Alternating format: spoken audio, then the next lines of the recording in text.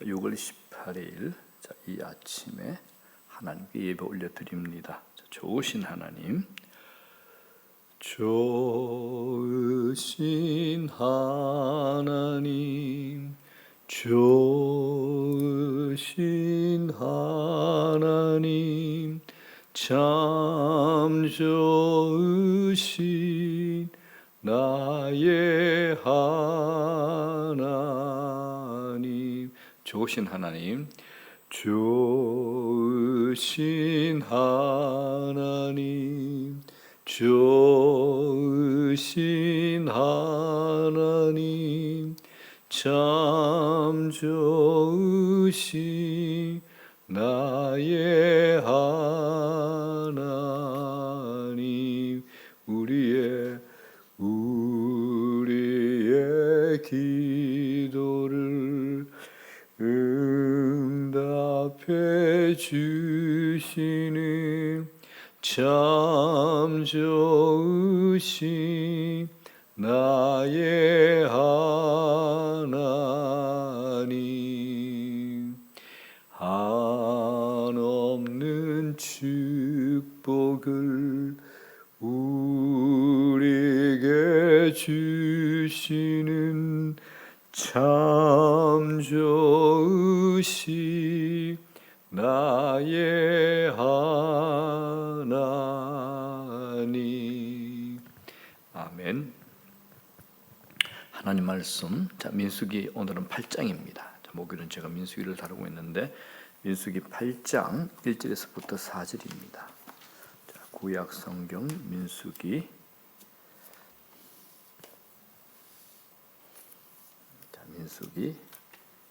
8장 1절에서부터 4절입니다. 이 말씀 우리 손민호 형제께서 하나님을 경외하는 마음으로 받들어 봉독해 주시겠습니다. 여호와께서 또 모세에게 말씀하여 이르시되 아론에게 말하여 이르라. 등불을 켤 때에는 7 등잔을 등잔대 앞으로 비추게 할지니라 하시매 아론이 그리하여 등불을 등잔대 앞으로 비추도록 켰으니 여호와께서 모세에게 명령하심과 같았더라. 이 등잔대의 제작법은 이러하니 곧 금을 쳐서 만든 것인데 밑판에서 그 꽃까지 쳐서 만든 것이라. 모세가 여호와께서 자기에게 보이신 양식을 따라 이 등잔대를 만들었더라. 아멘. 기도합니다. 하나님 아버지, 이날에도 아버지의 크신 은혜를 구합니다. 이 아침에도 아버지 하나님의 크신 은혜를 구합니다.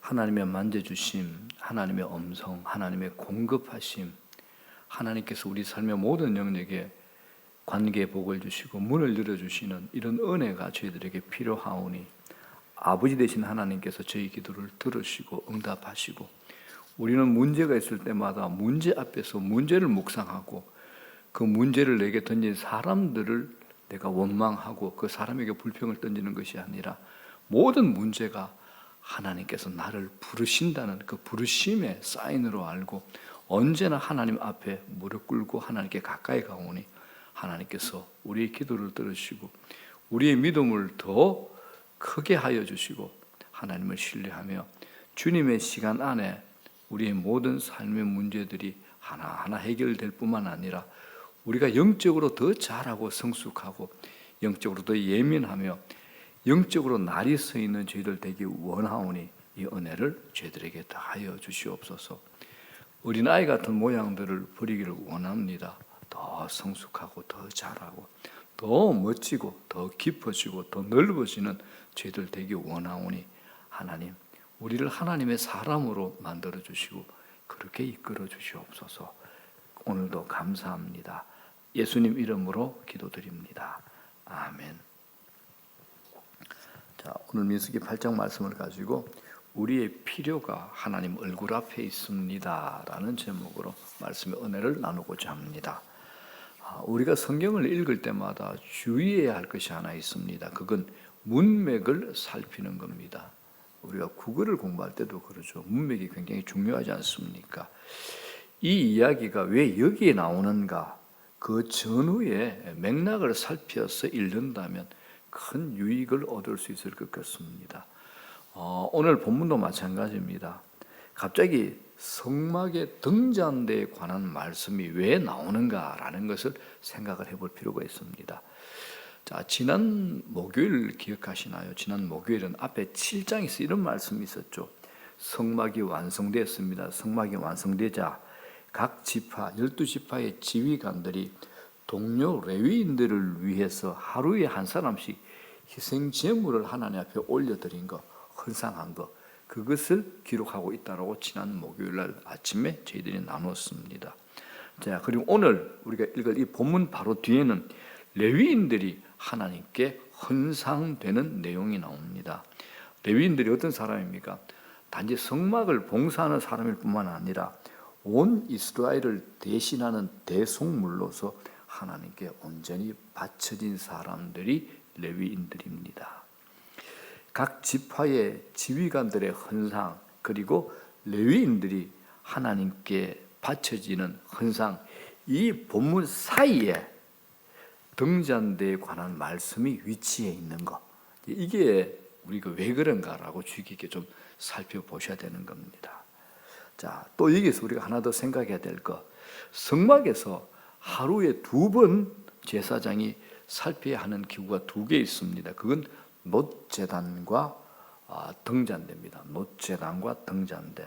자, 놋제단 아시죠? 놋제단에서는 아침과 저녁에 상번제가 드려져야 되기 때문에 항상 아침과 저녁 2차례에 제단을 살펴야 하는 것, 이건 제사장의 중요한 책임입니다.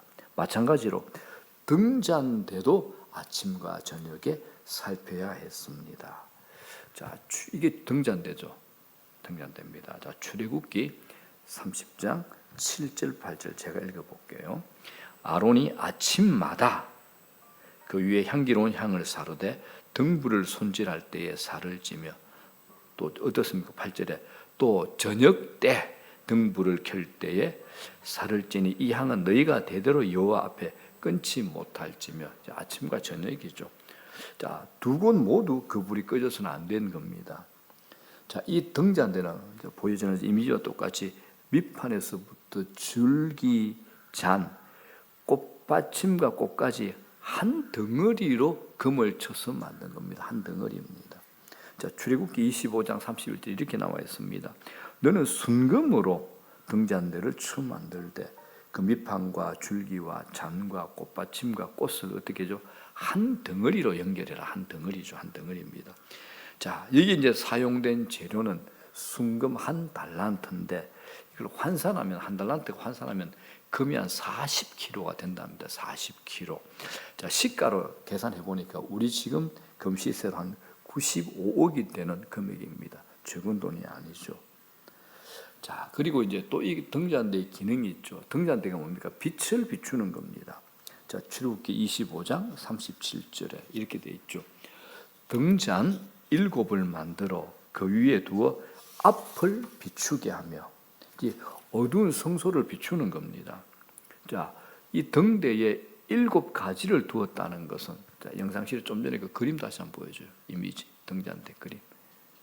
오케이. 자, 이 등대에 그저 7가지를 두었다는 것은 그 빛이 칠이 완전수잖아요. 성경의 칠은 완전수니까 그 빛이 얼마나 완전한 하나님의 빛인가를 비춰주는 겁니다. 우리 창세기에 창조 기사 나오잖아요. 하나님께서 빛이 있으라 모든 빛의 근원이심을 보여주듯이 등잔대도 그것을 증거합니다. 그래서 하나님께서 저 등대에 불을 꺼지지 않게 하라고 명하신 것은 제사장의 중요한 직무입니다. 등대에 불이 꺼지지 않아야 한다는 것은 하나님과 이스라엘 백성의 회복된 관계와 사귐이 지속된다는 것을 상징적으로도 보여주죠. 사도 요한이 이 의미를 신약에서 기가 막히게 잘 풀었습니다. 자, 요한일서 1장 7절입니다. 저가 빛 가운데 계신 것 같이 우리도 빛 가운데 행하면 우리가 서로 사귐이 있고 그 아들 예수의 피가 우리를 모든 죄에서 깨끗하게 하실 것이요. 그렇죠. 제가 빛 가운데 계신 것 같이 우리도 빛 가운데 행하면 우리가 서로 사귐이 있죠. 하나님과 우리가 서로 사귐이 있습니다. 그리고 그 아들 예수의 피가 우리를 모든 죄에서 깨끗게 하신답니다. 우리를 모든 죄에서 깨끗게 하시는 겁니다. 자, 본문은 하나님께서 등잔대 빛을 등잔대 앞으로 비추게 하라라고 지시하십니다. 그리고 아론은 그 말씀에 순종을 하죠. 자, 2절 3절입니다. 아론에게 말하여 이르라 등불을 켤 때에는 7등잔을 등잔대 앞으로 비추게 할지니라 하시매 아론이 그리하여 등불을 등잔대 앞으로 비추도록 켰으니 여호와께서 모세에게 명령하신 것 같았더라. 자, 등잔대의 빛의 방향에 대한 언급이죠. 자, 출애굽기 본문도 앞을 비추게 하라라는 하나님의 지시를 기록하고 있습니다. 자, 여기서 이제 빛을 비추게 한다는 히브리 단어는 우리 앞에서 이제 6장에서 이렇게 봤잖아요. 아론의 축복 기도문 우리가 잘 쓰는 말이잖아. 여호와는 그의 얼굴을 내게 비추사라고 할 때 이 비추사와 같은 단어입니다. 즉 등잔대의 비추임은 하나님의 백성을 향하여 베푸시는 하나님의恩宠, 하나님의 축복을 보여주는 겁니다. 자, 아론이 여호와께서 그 얼굴을 내게 비추시기를 바란다라고 말로 축복을 선언했다면 이 성막의 등잔대는 날마다 빛을 비추는 실제로서 하나님의 백성을 향한 하나님의 축복과 은총을 선포하고 있는 겁니다. 이렇게 이런 은혜로운 또 비밀스러운 것들이 이런 성소의 기물 안에 다 숨겨져 있다라는 겁니다. 자, 여기서 우리는 하나님께서 빛을 비추게 하되 등잔대 앞으로 비추게 하라고 하신 말씀의 의미를 깨닫습니다. 자, 성소 안에, 지성소 안에는 벗겨 있고 제일 안쪽에 그 바로 바깥에 성소에는 3개의 성물이 있죠. 자, 제일 왼쪽에는 등잔대, 중간에는 금향단, 자, 그리고 우측에 진설병상입니다. 자, 금향단, 성막으로 들어오는 입구에 바로 금향단, 정면으로 금향단이 보이죠. 그 다음에 이제 오른쪽으로 이제 진설병상이 있습니다. 또 왼쪽으로는 등잔대가 있습니다. 그러니까 이 등잔대하고 진설병상은 서로 마주하고 있죠. 왼쪽에 등잔대가 있고 오른쪽에 진설병상이 있으니까 서로 마주하고 있습니다. 자, 이 구조를 볼 때 등잔대가 앞을 비춘다고 하면 뭘 비추는 겁니까? 앞에 진설병상을 비추는 겁니다. 자, 이 진설병이 뭡니까? 이 진설병 상면에는 매 안식일마다 제사장들이 12지파를 상징하는 12개의 새로운 진설병을 올려놓게 되므로 언제나 이 상위에는 언제나 저 진설병이 놓여 있어야 되는 겁니다. 자, 이 진설병은 누룩이 들지 않는 떡입니다. 누룩을 넣지 않는 떡이죠. 그래서 이 물려냈을 때는 제사장들만 먹게 되어 있는 게 바로 저 진설병 떡입니다. 자, 여기서 이제 오해를 없애기 위해서 좀 더 살펴봐야 될 것, 왜 떡을 상위에 진설하는가라는 겁니다. 이건 우리가 잘못 생각하면 마치 우리가 제사 지내는 그런 느낌을 좀 받을 수 있거든요. 혹은 이교도적인 관습으로 생각할 수도 있습니다. 자, 저 제사가 신에게 드리는 것이라면 신이 먹으라고 주는 거죠. 또 조상에게 바치라고, 조상에게 바치는 제사라면 조상 귀신이 먹으라고 주는 겁니다. 하지만 신이나 조상 귀신은 먹지 않습니다. 자, 우리가 생각해 보십시오. 우리가 옛날에 이제 제사 지내는 분들이 많았을 텐데 제사상의 떡이 상징하는 게 뭡니까? 인간이 신을 먹이는 거죠. 신에게 드리는 인간의 정성 표시가 바로 제사상의 떡입니다. 맛있게 잡수시고 우리를 축복해 주십시오 라고 기원이 담겨 있는 거죠. 그러나 성경이 말씀하는 진설병, 저 진설병은 그런 의미와는 전혀 다릅니다. 정반대죠. 성경에는 인간이 하나님께 무엇을 드려서 잡수시게 한다는 그런 용어와 개념은 전혀 한 줄도 한 단어도 없습니다. 하나님께서 그런 음식을 필요하지 않으시죠. 도리어 하나님께서 우리에게, 인간에게 먹을 것을 주시고 모든 필요를 공급해 주신다는 겁니다. 진설병이 상징하는 것도 바로 이것입니다. 그래서 이 진설병의 존재는 하나님께서 우리의 모든 필요를 알고 계시고 보고 계시다는 것과 또한 그 필요를 채워주신다는 것을 보여줍니다. 그래서 이 진설병은 하나님을 위한 것이 아니라 바로 우리 인간을 위한 것입니다. 언약 백성의 모든 필요를 채워주시는 하나님 아버지의 선하심을 드러내는 것이 바로 진설병입니다. 성경은 하나님께서 인간의 모든 필요를 채우시는 선하신 아버지 되심을 말씀합니다. 12개의 떡은 1차적으로 이스라엘 12지파가 각각 하나님 앞에서 자기 몫을 가진다라는 것을 상징합니다. 물론 떡은 아론과 그 자손이 먹지만 제사장이 먹는 것은 이스라엘 백성 전체를 대표하여 대신하여 먹는 것입니다. 그래서 이 진설병은 이 상위에 언제나 신선하게 놓여 있었습니다. 자, 이제 이 등잔대 빛을 그 앞으로 비추게 하라는 말씀을 다시 한번 생각해 봅시다. 하나님께서 그 얼굴 빛을 어디로 향하시는가 하면 진설병, 곧 하나님의 언약 백성의 모든 필요를 향하신다는 겁니다. 하나님의 임재, 하나님의 얼굴 앞에 우리의 모든 필요가 있습니다. 그 필요는 어둠 속에 감춰져 있거나 사라지지 않습니다. 언제나 진설병상에 진설병이 놓여 있고 그 진설병을 등잔대 빛이 비추는 것처럼 우리의 모든 필요는 언제나 하나님의 얼굴 앞에 있습니다. 얼마나 신납니까? 얼마나 좋습니까? 내 모든 필요가 하나님의 얼굴 앞에 있다는 겁니다. 하나님의 얼굴 앞에 놓여져 있다는 겁니다. 하나님께서 우리의 모든 필요를 알고 계시고 보고 계시고 우리를 향하여 그 얼굴 빛을 비추신다 이겁니다. 자, 이 등잔대의 빛의 비추임을 받는 이 진설병은 이스라엘 백성의 먹을 것, 입을 것, 살아가면서 필요한 모든 것이 하나님의 얼굴 앞에 있다는 것을 보여줍니다. 하나님께서 그 필요를 보고 아시는 것뿐만 아니라 채워주셨죠.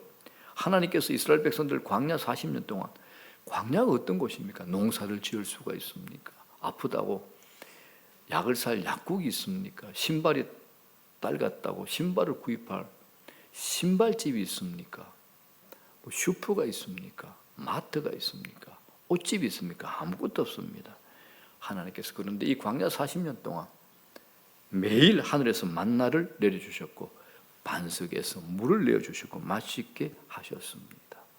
뭐 의복이 신발이 헤어지지 않도록 닳지 않도록 하나님께서 기적적인 간섭을 하셨죠. 한번 생각해 볼까요, 여러분들? 그죠? 내가 잊어버린 것들을 찾게 되면 얼마나 감격합니까? 근데 이스라엘 백성들 광야 40년 동안 매일 아침 새벽에 하늘 문이 열리고 하늘에서 만나가 떨어져요. 그날의 일용할 양식이 떨어져요. 야, 이거 얼마나 보기 좋은 광경일까요? 그걸 볼 때마다 하나님께서 우리 공급자시다라는 것을 경험하게 하지 않았습니까? 자, 이것처럼 오늘의 이 성소 안의 진설병도 하나님의 신실하신 공급에 대한 하나님의 표지입니다. 자, 오늘 민수기는 이제 가나안을 향해서 광야의 행군을 해야 할 이스라엘 백성들의 모든 필요가 하나님의 얼굴 빛 앞에 있으며 하나님께서 그 모든 필요를 채워주실 것이라는 확정이 필요했습니다. 자, 오늘 본문은 그런 점에서 매우 적실성이 있는 말씀이 아닐 수 없습니다. 나의 필요가 하나님 얼굴 앞에 있다. 그건 감추어질 수 없다. 이것이 등잔대의 빛을 그 앞으로 비추게 하라는 말씀에서 얻는 영적인 교훈입니다. 우리가 붙들어야 되는 겁니다. 내가 보고 있다. 내가 축복하노라 이 말씀입니다. 그래서 내가 어떤 필요가 있을 때 이 등잔대 그리고 이 진설병 이 성소의 이 사건들을 기억하면서 기도하는 겁니다. 자, 이 말씀이 구약 스가랴서에 나오는데 스가랴서에서 등잔대의 줄기로 뻗어 있는 7 등잔이 나오는데 온 세상의 모든 것을 지켜보시는 여호와의 눈이다라고 스가랴서에서 말씀합니다. 한번 볼까요? 스가랴서 4장 10절에 이 7은 온 세상에 두루 다니는 여호와의 눈이라. 여호와의 눈이라. 온 세상에 두루 다니는 여호와의 눈입니다. 그렇기 때문에 이 7 등잔은 하나님의 완전한 임재를 상징하죠. 우리의 모든 필요는 하나님의 완전하심 앞에 피할 수 없습니다. 이것이 우리가 누리는 축복입니다. 우리가 누리는 은혜죠. 그래서 요한복음 1장 4절에서 예수님은 등잔대가 상징하는 생명과 빛 모두 이심을 예수님 스스로 선언합니다. 요한복음 1장 4절에 이렇게 말씀하시죠. 그 안에 생명이 있었으니 이 생명은 사람들의 빛이라. 자, 그리고 성경의 마지막에서 우리는 참 등잔대 되시는 예수님을 다시 한번 결정적으로 만나게 됩니다. 자, 성경의 마지막 성경 요한계시록 21장 23절에 그 성은 해나 달의 비침이 있을 데 없으니 이는 하나님의 영광이 비치고 어린 양이 그 등불이 되심이라. 어린 양이 누구십니까? 예수 그리스도시죠. 어린 양이 그 등불이 되십니다. 그리스도가 바로 등불이십니다. 우리는 여기서 그 등대가 바로 주님이시구나 아시겠죠? 구약의 성소에 있었던 그 등대가 바로 주님이시구나라는 결정적인 지시를 보게 됩니다. 주님은 우리에게 오셔서 허물과 죄로 죽었던 우리 생명이 되시고 흑암 속에서 살아가던 우리에게 빛이 되셨습니다. 우리의 모든 필요 하나님께서 채워주십니다. 그리고 다시 우리는 너희 빛을 다른 사람에게 비추어라 라는 명령을 듣게 됩니다.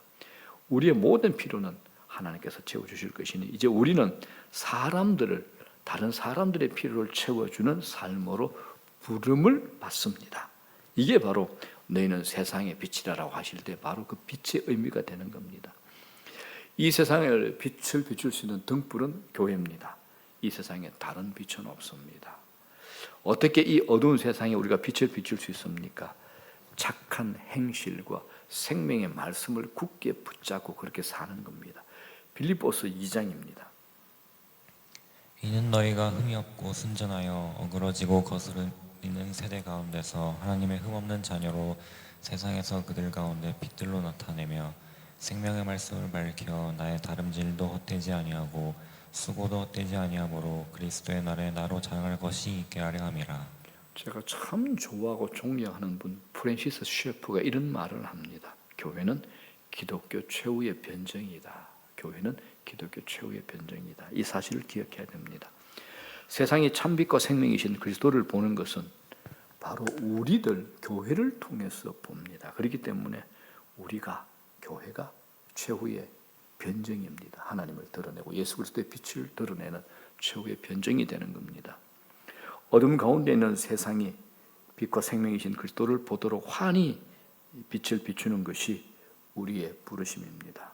주께서 우리 화미 공동체와 모든 지체들의 삶 가운데서 이 복된 부르심을 기쁨으로 감당하는 은혜를 더 부어주시기를 주의 이름으로 구하고 간구합니다. 자, 우리 찬송 한번 부를까요? 빛의 사자들이요. 자, 1절 4절을 부르겠습니다. 1절 4절 빛의 사자들이여 어서 가서 어둠을 물리치고 주의 진리 모르는 백성에게 복음의 빛 비춰라. 빛의 사자들이여 복음의 빛 비춰라. 죄로 어두운 밤 밝게 비춰라. 빛의 사자들이여 동서남북 어디나 땅끝까지 주님만 의지하고 눈 어두워 못 보는 백성에게 복음의 빛 비춰라. 빛의 사자들이여 복음의 빛 비춰라. 죄로 어두운 밤 밝게 비춰라. 빛의 사자들이여. 아멘. 자, 주기도문으로 마칩니다. 하늘에 계신 우리 아버지, 이름이 거룩히 여김을 받으시오며 나라의 마옵시며 뜻이 하늘에서 이루어진 것 같이 땅에서도 이루어지이다. 오늘날 우리에게 일용할 양식을 주시옵고 우리가 우리에게 죄 전자를 사하여 준 것 같이 우리 죄를 사하여 주시옵고 우리를 시험에 들지 말게 하옵시며 다만 악에서 구하시옵소서. 대개 나라와 권세와 영광이 아버지께 영원히 썩나이다. 아멘. 오늘도 성령 안에서 깨어있는 기도, 성령의 이끄심, 인도하심을 받는 기도의 자리, 기도의 시간 되십시오.